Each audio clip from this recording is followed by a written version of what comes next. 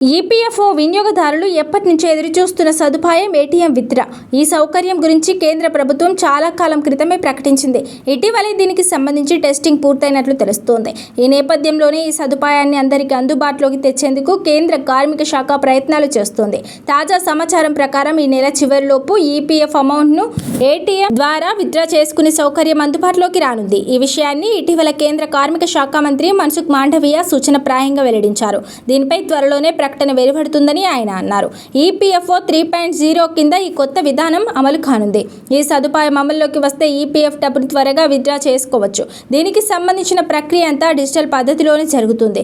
ఒక్కసారి ఈ ప్రాసెస్ పూర్తయి అనుమతి లభిస్తే నగదును త్వరగా యూపీఐ ద్వారా లేదా ఈపీఎఫ్ఓ ఎనేబుల్డ్ ఏటీఎంల ద్వారా డ్రా చేసుకోవచ్చు. కొత్త రూల్స్ ప్రకారం ఈపీఎఫ్ అకౌంట్లోని 70% డబ్బుని ఇలా తమ బ్యాంక్ అకౌంట్కు ట్రాన్స్ఫర్ చేసుకోవచ్చు.